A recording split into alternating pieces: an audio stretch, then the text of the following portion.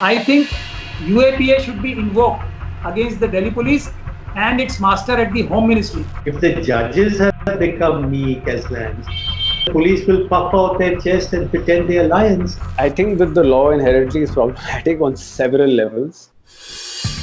In the Delhi police probe into the Northeast Delhi riots, where at least 50 people died in February 2020, the police has invoked the UAPA, which is the Unlawful Activities Prevention Act, a strict anti-terror law linking the anti-CAA protesters to the violence.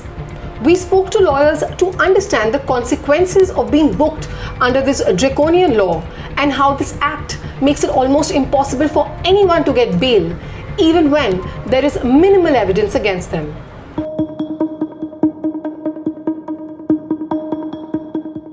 Absolutely not. I mean, there is no provision. You have to read Section 15 of the UAPA. Even if a layman reads it, it will make it absolutely clear that UAPA cannot be attracted in such like cases.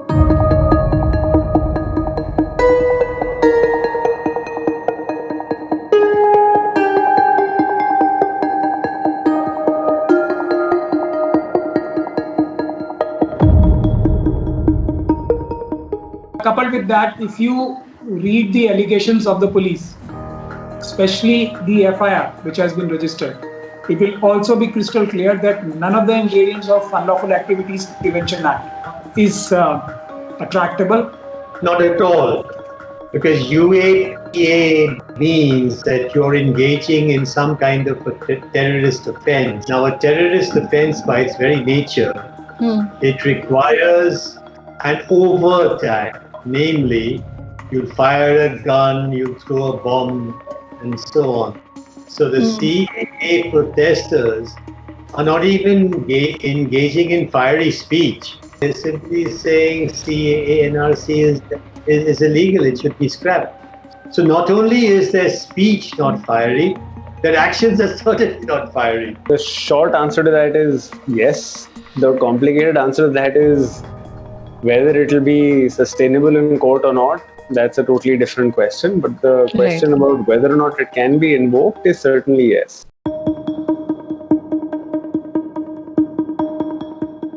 I mean, I think UAPA should be invoked against the Delhi police and its master at the Home Ministry for invoking UAPA against these people. It's a very, very strong statement to make, sir.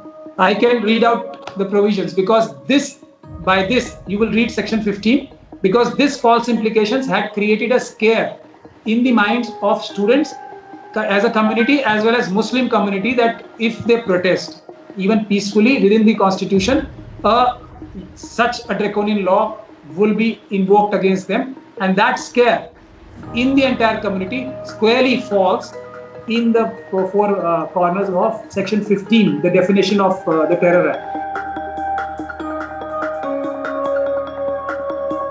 So this law is also a draconian law because it makes it absolutely impossible for anyone to get bail. Basically casts the burden upon the accused to go ahead and show to court that, there are reasonable basis to think that I am innocent of the allegations. What that means then is that till the charge sheet gets filed, technically I am fighting with both hands behind my back because I can't know what the allegations are.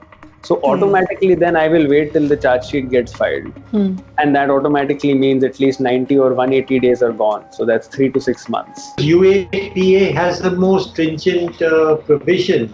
Judge must be persuaded that you have not committed the offense. That is the reason why judges are helpless to give a finding. It will be, if you grant bail to someone, it practically means that it is a discharge. What it translates into is, if the court has framed charge, you will not get bail. Because the court can't say that, I framed charge, but also, hey, for bail, I don't think that there is reasonable material for charge. So you have this little window where you either get bail between the charge sheet, filing and charge. Because after that, you're stuck.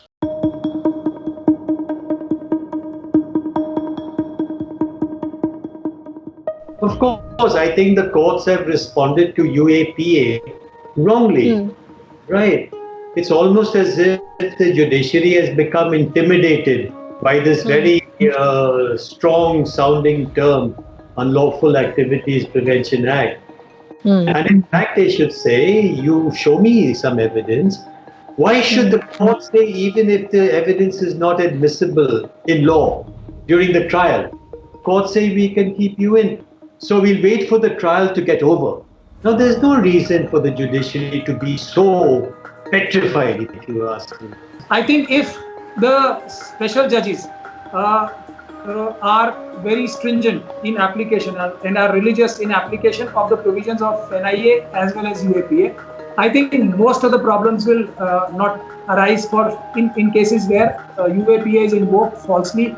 Like in the present case, it is totally a politically motivated case where no evidence of any nature is there regarding of UAPA. Yet UAPA has been invoked. If there is a good special judge before whom this case comes, he will throw it out in 1 second. What happens is, at the stage of bail, a judge is only required to ask herself, okay, is there material? And this is a problem, there's no doubt about it, but that is literally what the law says across the board, that at the stage of bail, Madam Judge, you are not going to question whether or not this material is evidentially sound, is it proper or not, unless it's totally stinkingly bogus. Of course they have the power. They have the power to say this is a made-up story. My judicial conscience is shocked by this case. How can a person who's pregnant be put in? How can a person whose only crime is that he's shouting slogans against the state be put in? You need judges to have guts, isn't it? Now, if you're going to meekly follow behind the executive, what will be done? Has our judiciary collapsed in India?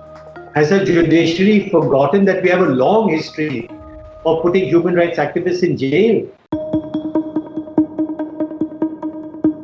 It has some means of internal checks, and actually there's only one real means of internal checks. That is that before you file the charge sheet, there's supposed to be an independent review of the allegations by the prosecutor. Okay. Now, how strong that review is, how much discretion so all of that, then you have to look at that process. Beyond that, actually, there's not much within the statute that acts as like a filter to ensure that, okay, you're slapping literally the harshest law on the statute book on someone. Maybe you need to have 1, 2, 3 levels of review before you do that. I think this is a case that must go immediately to a higher level. Perhaps the High Court, Supreme Court. Not that the High Court and Supreme Court nowadays are much better, but it needs to be taken to a higher level where the larger picture is pointed out and the judge orders an independent investigation into all the cases and takes the Delhi police and says, listen, there's something very fishy about what you're doing. How you took people during the lockdown, arrested them and so on. And how can all your accused be Muslim? That be. So I think that is needed to be done, but that is not being done. If there is a strong case, yes, these kind of provisions may be necessary. But there has to be a window for false implications, more so because such kind of laws have been admittedly by the parliament, have been misused, rampantly misused, yet you are not being careful, and on top of it, even the judges are not so sensitive about false implication cases. That's the most unfortunate part.